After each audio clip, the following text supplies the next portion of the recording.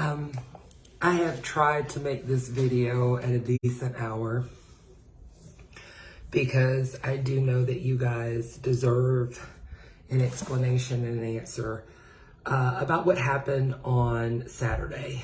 But through the course of the events that took place on Saturday and subsequent of that, I have just not been in the mental state to do so. The level of anger that I am experiencing right now is not the way that I want people to see me.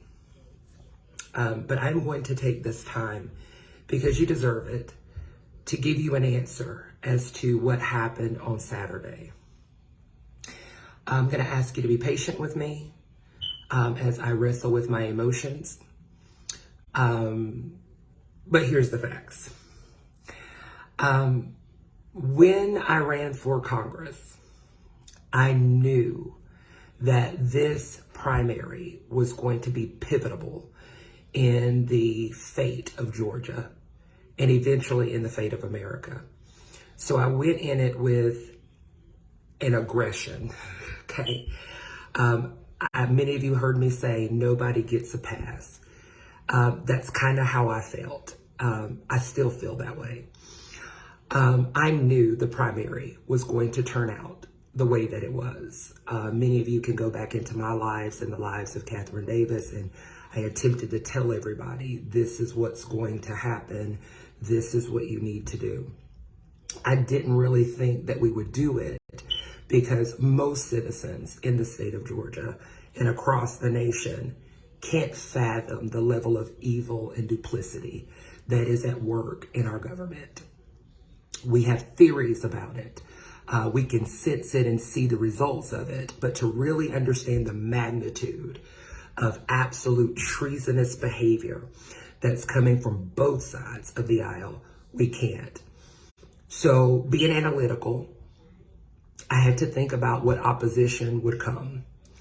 I thought about being called a sore loser. I thought about being called pretty much anything on the face of the planet. And I had to ask myself, one of the ones that I was most concerned about is turning the state blue. Those of you who know me know that I'm hard red. I bleed all day long. Won't ever do anything otherwise because I believe that the conservative viewpoint is the biblical viewpoint. And I believe it's necessity to preserve the life and the identity of America. That has not changed. It will not change. But I do believe those that have been entrusted with that responsibility has been derelict in their duty. So my question was, do I choose this moment to challenge authority and run the risk of running the state blue? Or do I do as people recommended and wait? And I think that every day is an opportunity to do what's right, and that consequences are left up to God. And when you do what's right, it works out in the end. So with that preamble, let's talk about Saturday.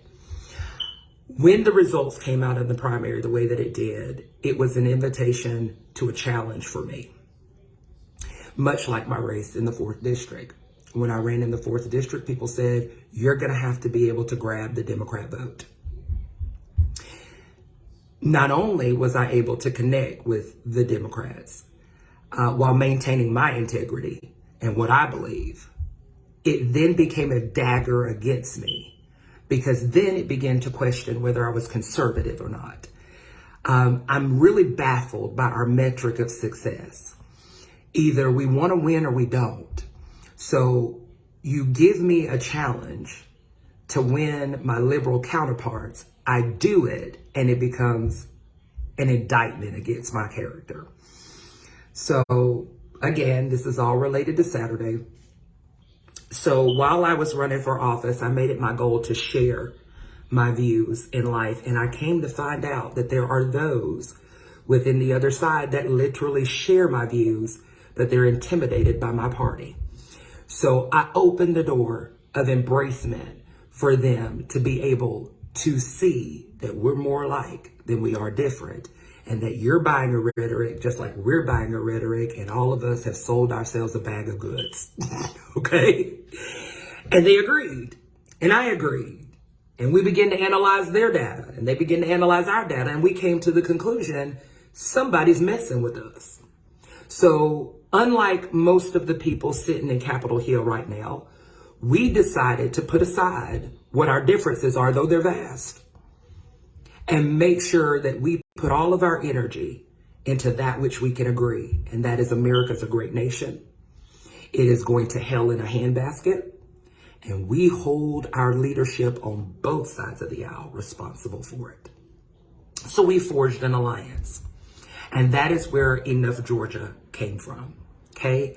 Their effort is called Recount Georgia. We have decided that we're not gonna allow those who betray us to rule us. They're not gonna tell us who to talk to, who to affiliate with, and we were gonna fight for every right and liberty that is afforded to us in the Constitution, regardless of our disagreements. That's success. For those of you who ridicule me for that, I'm sorry that you lack the fortitude, integrity, and authenticity to present your truth in a way that can influence, inspire, and unify. That is not my problem. That's your problem. If you would like to call me, I'll be happy to talk to you about how to accomplish that. But don't vilify me for being able to do what you cannot. Because it is not because of me. It is because of the grace of God, and because I literally love mankind. And if I know the truth, and if I have the truth, then I'm obligated to give the truth and to deliver it in a way that people can embrace it. So for those of you who challenge my identity, that's your problem. It's not my problem. I don't embrace it. Do what you do. So when we got together, and when I say we, it was Tamara Shealy Johnson, it was Valencia Stovall, it was Robert Kelly, it was Joel Johnson, it was Surrea Ivy, it was Catherine Davis, it was Candace Taylor, it was Kevin Grinley, it was Greg Howard, it was Paul Nolly. You have a coalition of Democrats and Republicans who said, we'll argue about things later, but we're going to stand for America now. Wish Congress would do that. Wish Joe Biden would do that. Wish Kamala Harris would do that. Perhaps inflation would look the way that it does. And perhaps this vitriol and this fear and this increase in crime wouldn't be so belligerent. Maybe we wouldn't exhaust resources of the FBI and the DOJ on our own citizens and actually be able to accomplish something in the world where the real threat is. But I'm going to leave that alone for right now because I can feel my anger rising. Back to Saturday.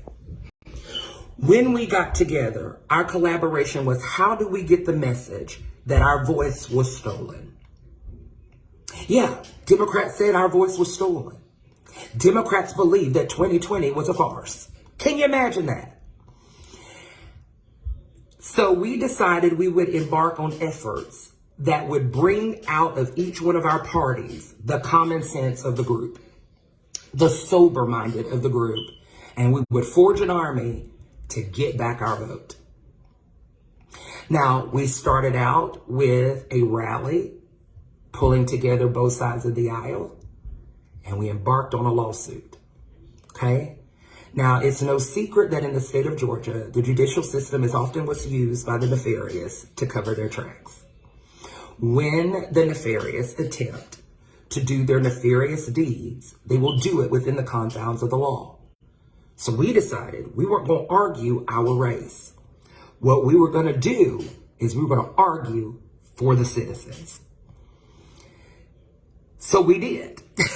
And we have met with some success. Okay, it's slow, but we're getting somewhere. So we decided that one of the things that was threatening that success was the lack of understanding of what actually happened. So we decided, that group, to do a mock election. Now, shout out to Jill, because when she heard about it, she was like, I'm going to get you a location. And she did. And thank you to all of the people who helped to recoup her costs, because she did put it up front, because we had spent thousands of dollars trying to get everything together, get the equipment and software, and we just didn't have the funds to get the location, and she was willing to do that. So shout out to her for doing that. I will forever be celebratory of what you did, and for those who gave to her for recuperation, thank you for doing that. She didn't do it expecting to get back, but I thank you guys for reaching into your pockets and helping her get her costs back. Back to Saturday. We worked diligently to get that project underway. Many of you bought the tablets that allowed us to do it. We worked very hard. We planned thoroughly for it, okay? We did. The day of the event, I'm packing.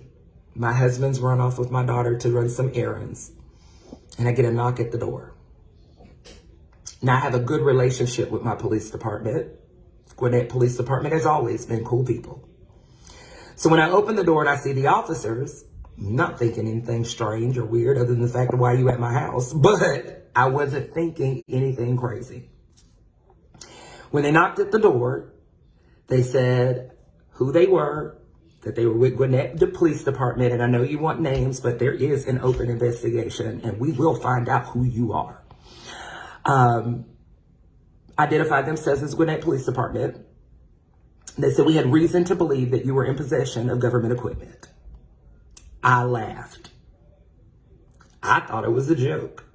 I thought that it was somebody who didn't like the fact that I was challenging and that we were challenging the elections and decided to play a trick.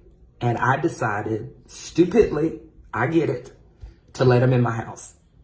I laughed and came on in, and I said, really, government equipment? He's like, ma'am, I know how strange that sounds. And I was like, does this have anything to do with the mock election that I'm holding in a couple of hours? He said, what are you talking about? So I began to talk to him about the event, not thinking anything. I go into my bathroom and I text some of the people and I said, look, the police are here. I'm going to get out of it. Don't call in case they try to get my phone. I don't want them to know where my phone is. So I go back out, and he's standing in my living room / kitchen area, and those who've been in my house know what I'm talking about. And we're talking. We're talking about elections. We're talking about police. We're talking about all kinds of stuff. And then I happen to look at the clock and realize I still got to go to Office Depot and print some stuff. So I say, as you can see, I don't have any machines in here. I don't have any of that in here. There's no government equipment. And if you guys would, please understand, I got to go. Thinking that this is going to be the end of the conversation. Wasn't the end of the conversation. They proceeded to get a little hostile. Well, you've let us in your house and we want to search around. And I said, well, same way I gave you consent into my house is the same way I rescinded it. As you can see out in the open, there is nothing here. And without a warrant, I'm not giving you permission to search and seize anything. So have a good day. The taller officer then says to the shorter officer, we're not turning this into a YouTube situation. Cuff her. I'm cuffed in my living room and watch this guy go through my dirty laundry, go through my boxes, go through my stuff, go through my rooms. I'm not quiet. I will have your badge. This is bullshit. This is why people don't trust the police. I did not give you permission. You can imagine the things that are coming out of my mouth. What they decide to take is a webcam that I had converted to read a QR. And they take my file complaint form. And I ask them, what the hell are you going to do with a webcam and a piece of paper? Well, actually, it's 3 sheets of paper, but it was a form, okay? What are you going to do with that? That's my stuff. You didn't even leave an inventory. You don't even have a warrant. I am following them out the door. Fussing. They're saying to me, Miss Ivy, have a nice day. Miss Ivy, have a nice day. As if I didn't say anything. I see them get into a black SUV. And I think to myself, because I'm on one, this is an effort to stop what I'm trying to do, and I'm not going to allow it. I will deal with this after the event. So go to Office Depot, print my stuff, and I head on over to the event. We get to the event. We're setting everything out and up. I can't get access to my files and forms. Can't get access to anything. I have to hack my own system, route it through another system just to get it up and running, and we test it and it works. We get through about 6 of the election things, and all of a sudden it shuts down. Nothing will print. Nothing will print. I go in the system, I try to force it through the printer. I get a few through the printer, and then it shuts off again. A couple of people who run tech starts looking at IP addresses and different things like that, and we discover a monitoring network at the church. They don't love Jesus. So I get frustrated.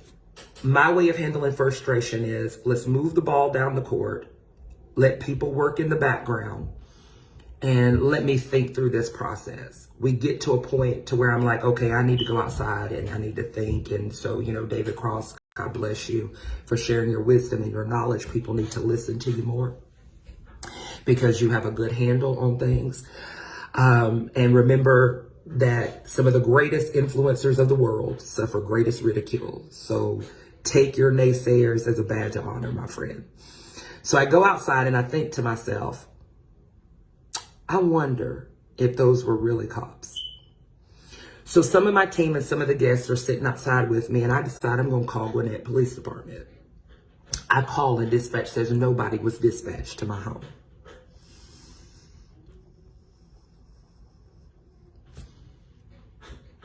What do you mean nobody's dispatched to my home? Nobody was dispatched to your home.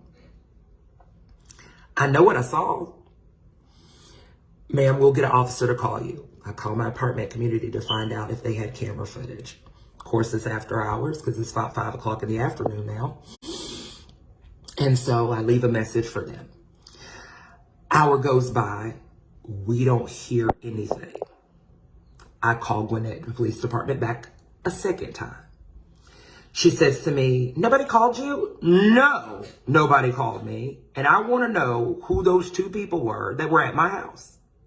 And I want my stuff back, So then, eventually an officer does call me back, tells me what I think. They weren't officers. And I'm thinking, who was at my house? Who did I let in my house? Okay. All right. So here's the deal. I get back home and I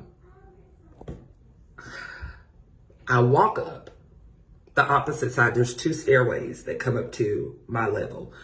And I usually take the one that's straight ahead of me because it's closer to my door. But this time I had to go up the other way, and my husband and I both noticed that my neighbor has a webcam. So I turn on my camera and I knock on the door and I said, do you possibly have footage around noon of who came to my house? Did you see any officers? Oh yeah, I saw 2 officers come to your house. They were beating on the door. And I was like, yeah, typical police fashion. So she's like, my son might have. And so he pulls out his webcam, and lo and behold, what do we see? 2 officers. So I embarked all this weekend in getting information. Shout out to the chief of police in Gwinnett for taking my claim seriously and for assigning a detective and for looking into it. And they do have a lead. We're watching to see how things develop. Did forward them the ring cam. Posted for you guys how I acquired it. Because that goes back to what I was sharing with you guys on Saturday, that you got to quantify and qualify your data and your evidence. And we'll see what happens out of that. But rest assured, we're going to find out who it is. Because you don't come to my house where my kid is and do that kind of stuff and think it's okay. Because it's not. We don't weaponize the police. They were designed to protect us. And through the course of the last decades, that is not what has been occurring. And it's time that we restore the honor of that office. Anywho, so a lot of people were questioning me. Why do I say that it was a success? We did not get to pull off people getting able to vote. I'm going to tell you why it was a success. It was a success because the message got out and we got complainants, which is what we were desiring to do. See, when I measure success, I measure it according to, was the goal accomplished? The goal was to make people aware, a little bit more clearer of what happened in their elections and decide to fight for it. That was done. We got several people that signed up for complainants, and you will be getting your forms by this weekend. Would have got them that day if I had been able to get to Office Depot with them and scan them, but they're in the possession of some pseudo officers. So you'll be getting them this weekend because I've got to get them redone.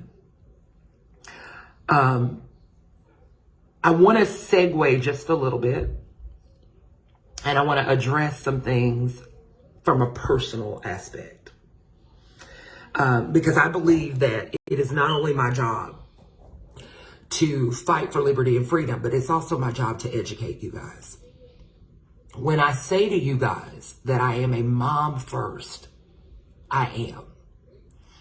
My first thought and inclination is, how do I protect my daughter?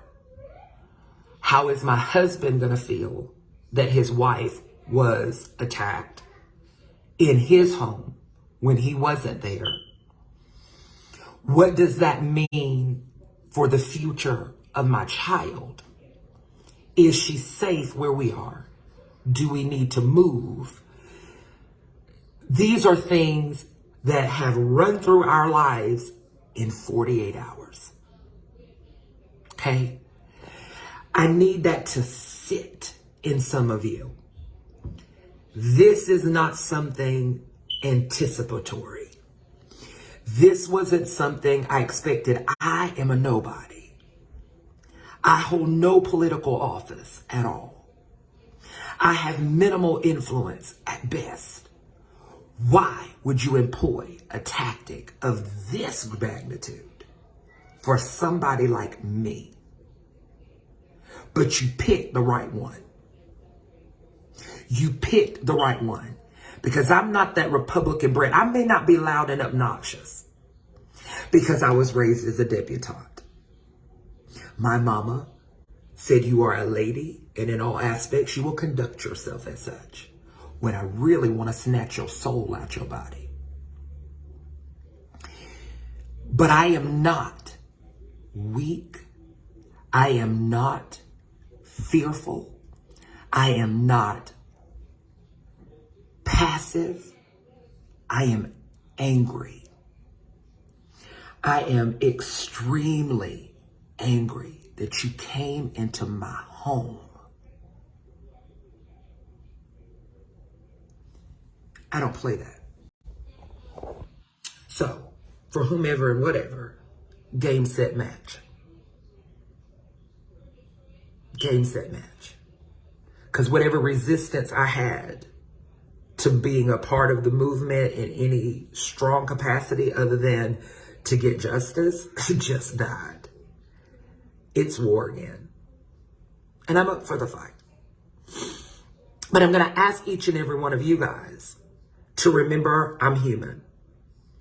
And to understand I am a mom and a wife. And my first priority is the safety of my family.